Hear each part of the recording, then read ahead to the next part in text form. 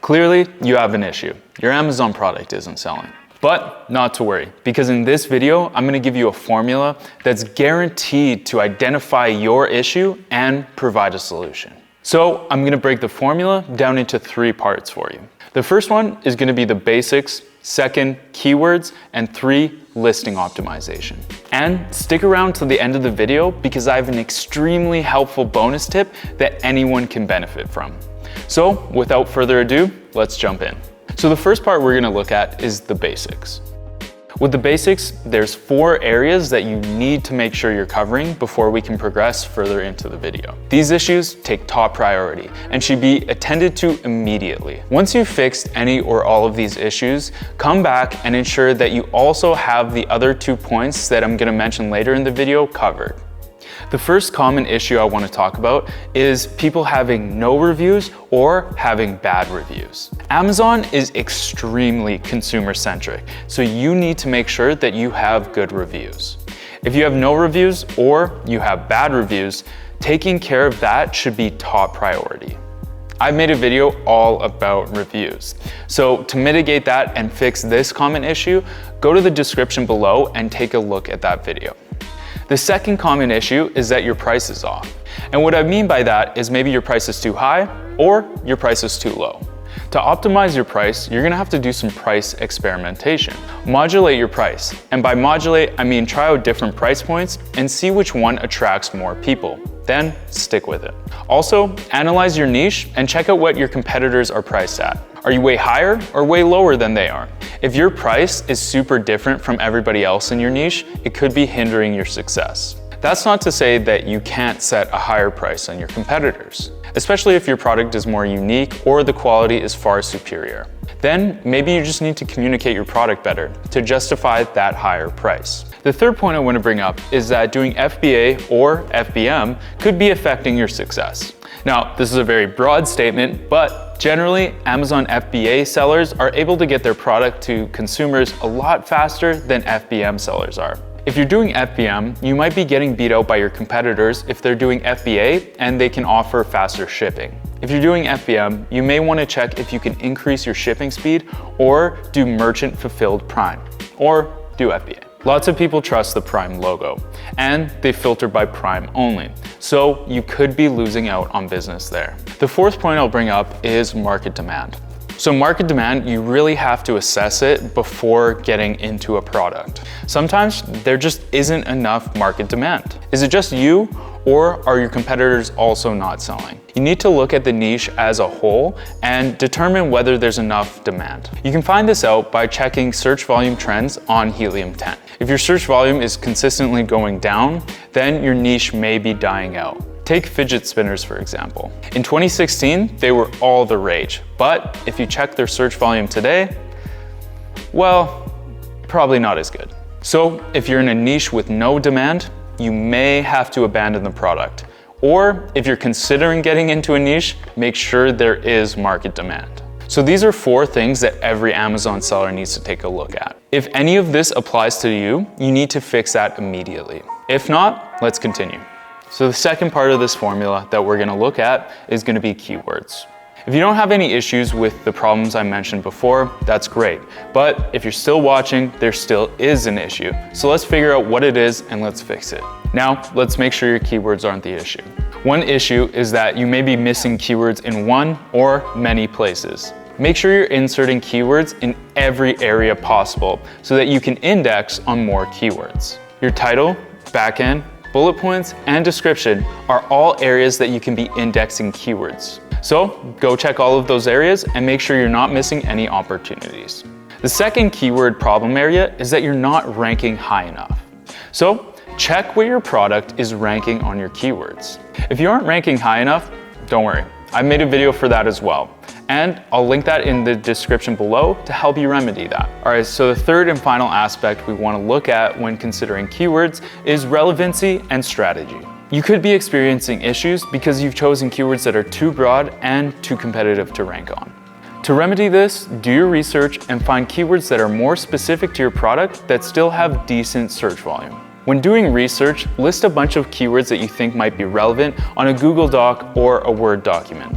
Once you have that list, narrow down your top 20 most relevant keywords and insert them into your listing.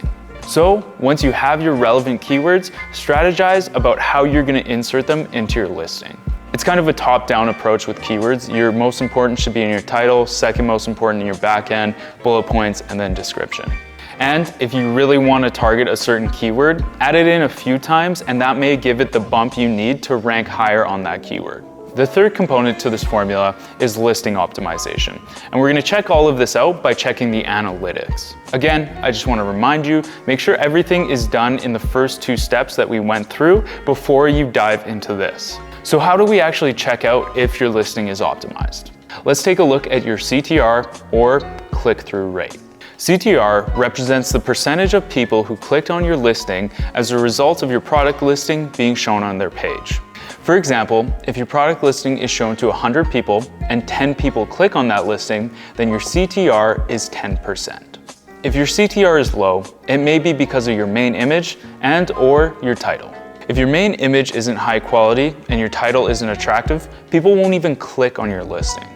You may need to get professional product photos taken, and AMZ One Step can help you out with that. I'll put a link in the description below so you can get in contact with us if you would like help with that. And even if you need help with your title and any other copy for your listing, we can help with that too. Assuming your CTR is good, your main image and your title aren't the problem, let's look at one final problem area. Another thing we can look at is your USP, and USP stands for unit session percentage. To find USP, take the number of units ordered divided by the amount of sessions, or in other words, the amount of people on your listing. If you head over to Seller Central and go to Business Reports, you'll be able to find the unit session percentage right here.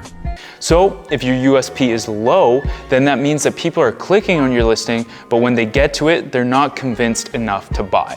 The issue then lies on your additional images, your bullet points, your A+ content, and/or your video. If you don't have 7 professional images taking up all the spaces, that could be an issue. If you don't have bullet points that convey why your product is so great, that could also be a communication issue. If your A+ content looks sloppy or unprofessional, it could be turning people away. And if you're brand registered and you don't have A+ content and a video, then you need to get on that right away. Sometimes A+ content and a video is what convinces people to buy. So if you have all of that in order, your listing should be optimized. Let's take a look at the formula as a whole and use what we've learned to better understand each aspect. So for example, if we have 1,000 impressions, which is the amount of people that have had our product show on their browsing screen, and our CTR is 5%, then that means we will have 50 sessions. Now, if we have 50 sessions and a USP of 10%, that means 5 people are converted and actually buy the product. So now let's see what happens when we increase either our CTR or our USP. If we increase our CTR, which is directly correlated to our main image and title, to a point where it's, let's say, 10%, then that means you'll end up with 100 sessions. Assuming your USP stays the same, we would still now see 10 sales. Now let's look at the USP, which is directly correlated to our additional images, copy, and potentially the A+ content as well as the video.